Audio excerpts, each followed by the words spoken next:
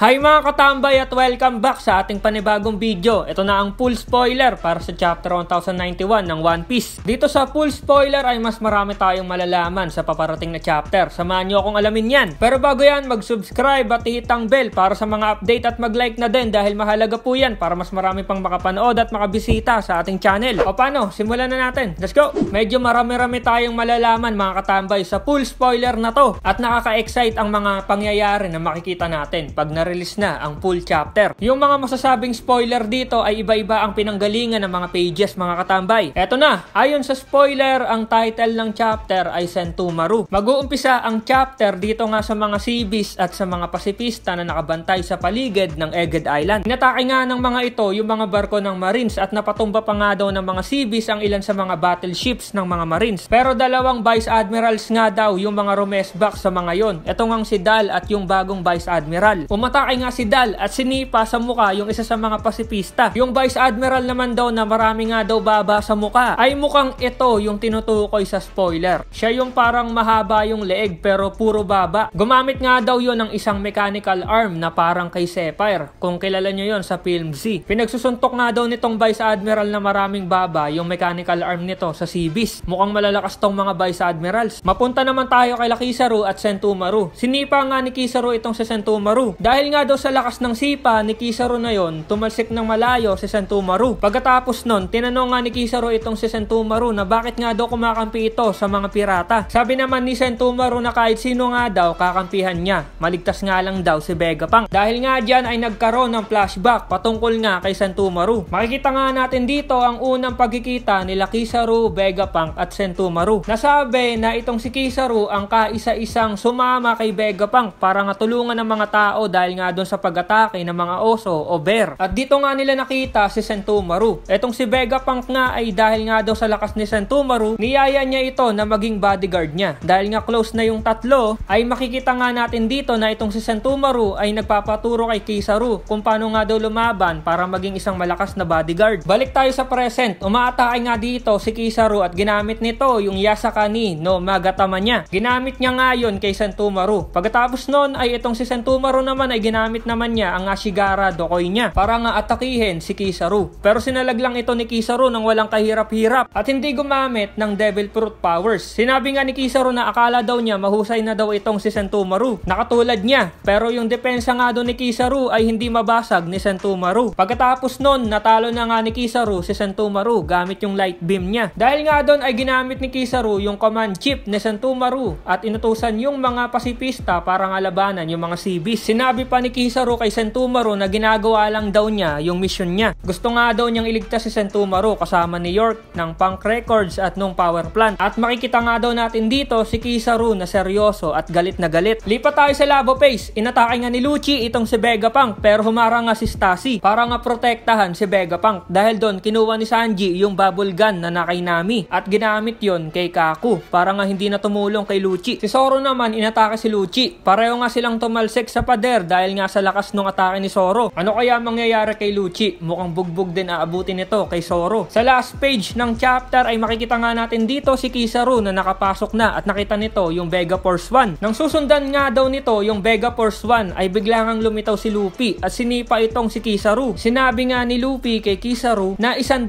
beses na daw silang mas malakas ngayon. Di nga daw gaya nung nagdaang 2 taon. Naku po, eto na. Luffy versus Kizaru. At base doon sa sinabi ni Luffy na mas malakas na silang lahat, tama siya doon. Yung crew na muntik nang tapusin ni Kizaru sa Sabaody ay di na biro ngayon. Saka yung crew na ang Straw Hat Pirates. At kung palakasan ng pag-uusapan, malakas na talaga si Luffy. Paano kaya dudurugin ni Luffy si Kizaru? Nakaka-excite. Okay, marami na naman tayong nalaman sa paparating na chapter. Abang na lang sa full chapter mga katambay, malapit na yan. Salamat sa pagnood at see you sa next video. Over na!